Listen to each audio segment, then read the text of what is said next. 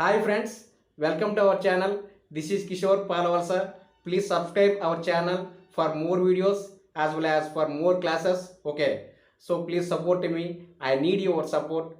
Today we are going to discussing about HVDC transmission system. Okay, let us start to know HVDC transmission system. HVDC transmission system. Okay, HVDC transmission system.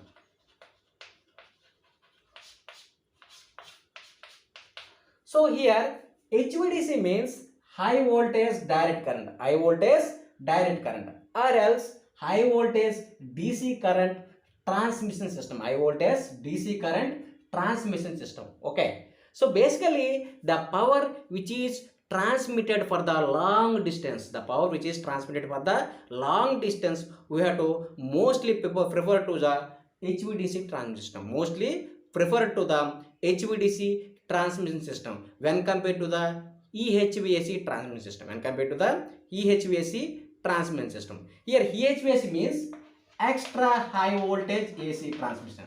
EHVAC means extra high voltage AC transmission system. Okay, so both HVDC transmission system as well as EHVAC transmission system, all those differences we have to know the let's know. So before going to discussing about HVDC as well as EHVAC, so basically we have to know the power generation. Basically we have to know the basic power generation. Now all those things we are discussing. Okay, so basically the power which is generated in two ways. Basically the power which is generated from the different types of various sources. There are two types according to the generation. One is the AC power, okay, and second one is the DC power, and one is the AC power and second one is the DC power. Okay, so there are according to the our consumer requirement, according to the load center or else consumer requirement, the power which is generated two ways as well as transmitted also two ways. Okay, one is the AC power and second one is the DC power. Okay, so basically coming from the at low voltages, so that is like either 220 volts or else like 230 volts. Okay, so these voltages which is used in at both AC as well as DC power systems, there is no losses takes place. So that losses is which is coming, but that is very minimum. But if you want to go for the high voltage ratings, so in that high voltage ratings, there are so many losses is there. In that particular power system. So coming to the at high voltage ranges, so that is in case of both AC as well as DC. AC means at high voltage ratings, simply we can call it as EHVAC transmission systems, as well as coming to the DC at high voltages ratings, generally we can call it as HVDC transmission system. Okay, so coming for the at high voltages ranges in India, there are different types of voltage ranges is used, that is either 3.3 kV, okay, either 6.6 kV, okay, either 11 kV, either 33 kV, okay, either 66 kV, either 110 kV, either like 132 kV, either 220 kV, either 560 kV, and finally they contain 765 kV. There are different types of voltage, high voltages ranges which is used in both AC as well as DC transmission system which is used in India. Okay, so coming to the AC transmission systems, if we want to use these type of high voltage ratings, there are so many losses is there. When compared to the DC power transmission system. Okay, so if I want to transmit to the bulk amount of power to the long distance, mostly we have to prefer to the DC power transmission only. Okay, why? Because in DC power transmission, generally we are using HVDC links. With the help of HVDC links, we can transmit to the power to the long distance, as well as we can reduce the transmission system loss also. As well as the system efficiency also increasing, we can increasing. But if you want to go for the AC power transmission, there are so much losses. There are so much losses will be acting in that whenever the increasing the length of the conductor, or else whenever increasing the length of the transmission line, then which is automatically the losses also increasing in case of AC power transmission line. So how can we justify that in case of DC power transmission system, the power supply is reliable as well as the system losses also very low when compared to the AC power transmission system, as well as how can we justify that in case of EHVAC transmission system, the system losses is very high as well as unreliable of supply. Okay, all those things let us now we have to learn with the help of cost distance curve of transmission line. Cost distance curve of transmission line. Okay, let us coming for the cost distance transmission curve. Okay, so let us consider. So this is the x-axis and this is the y-axis. X-axis taken as a generally distance. X-axis taken as a distance of transmission line, distance of transmission system. Okay, as well as y-axis taken as a cost of the conductor. Cost of a conductor. Cost of the conductor means here both cost of EHVAC means AC conductors as well as cost of DC conductors. Okay. So coming for the initial cost of a EHVAC transmission system, in that we are not using any type of HVDC links. So that's why the initial conductor cost in that EHVAC transmission system is low when compared to the HVDC transmission system. Let us consider from this graph. Okay, the initial cost in that EHVAC transmission system is low. So that's why we have to indicate it here. Okay. So if you observe this, so this is the initially zero cost. This is initially zero cost on y-axis. So after that, some instant of cost is there. Some instant of cost is there. Okay. In case of EHVAC transmission system, the initial cost is low. But here in that also we are using some conductors. So that's why some initial cost is there, but that is very low. That is very low when compared to the HVDC transmission system. When compared to the HVDC transmission system.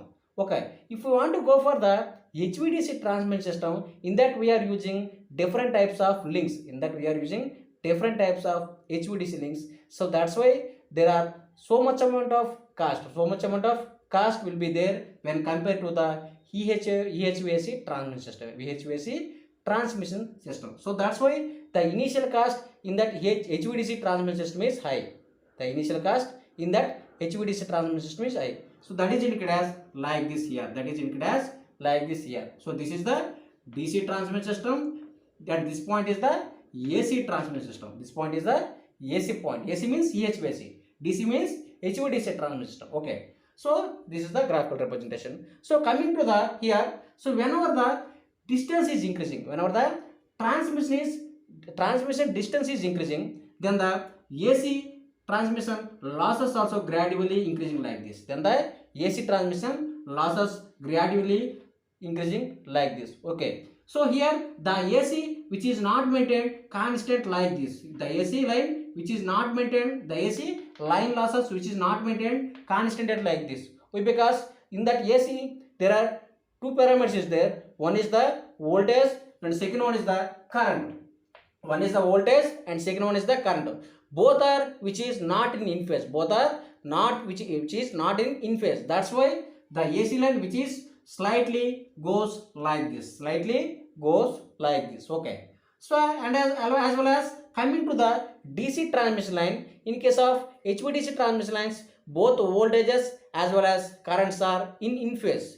Both voltage as well as current are in phase. So that's why. So whenever the distance is increasing, whenever the transmission distance is gradually increasing from this point to from this point, from this point to from this point, gradually increasing, then automatically the line losses in case of DC line also increasing like this. The line losses in case of DC line which is increasing like this. Okay. Here the DC line which is not increasing slightly like this. Why? Because in DC line both voltages and currents are in phase. That's why which is maintained constant over some stable position over which is maintained like a some straight line which is maintained to the some straight line to the losses. Okay, which is maintained to the some straight line. Straight line means the losses which is maintained to the some constant. The losses which is maintained here constant. Okay, in case of HVDC transmission system. In case of HVDC transmission system, okay. If we want to go for the EHVAC transmission system, the losses which is slightly increasing. Why? Because in this both voltages and currents are not in phase, okay. That's why which is increasing, slightly rising like this, okay. So if you are after this total graph representation, you can clearly understood one thing, okay. Okay. So whenever exceeding here, both DC line as well as AC line at one point which is intersected, okay. So this point is called as break even distance. Okay, break even distance, which is very, very important, okay. Whenever the intersecting both DC line losses as well as AC line losses at that particular one point, okay. So that point is called as break even distance. So from this point, if you want to take the reference line to the particular distance of transmission line, so which is called as break even distance,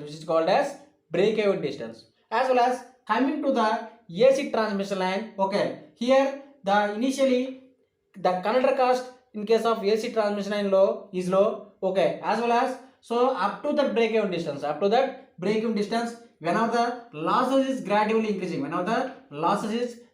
increasing, but due to initial cost is low, so that's why the unit power cost or else per unit power cost in case of AC transmission line is low. Per unit power cost in case of AC power transmission is low when compared to the DC transmission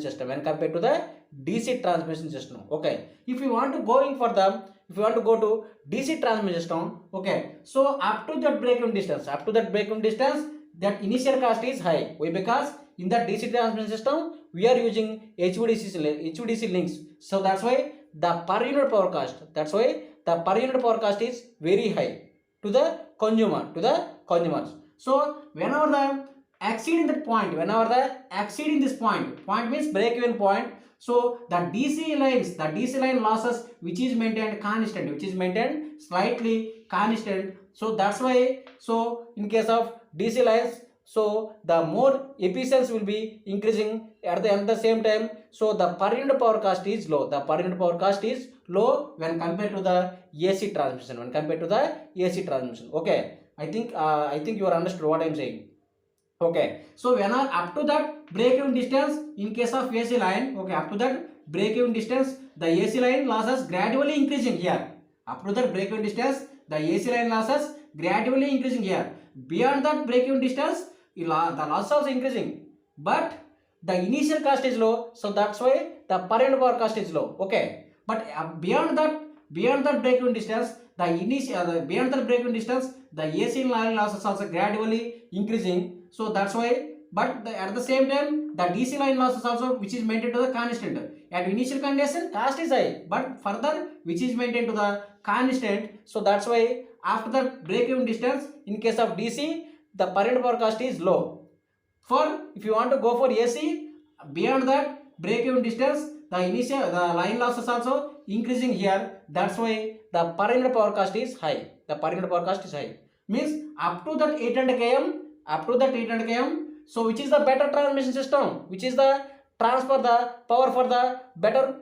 So you generally have prefer to the DC transmission system for the above 800 km.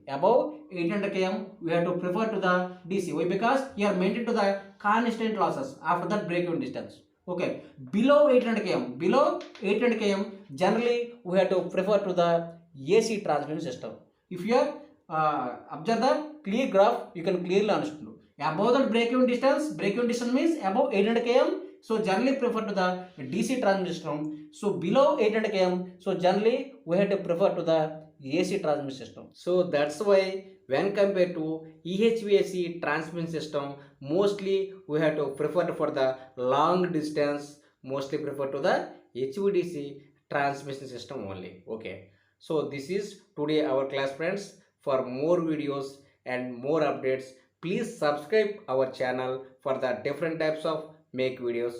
Please support to me. Thank you one and all. Thank you.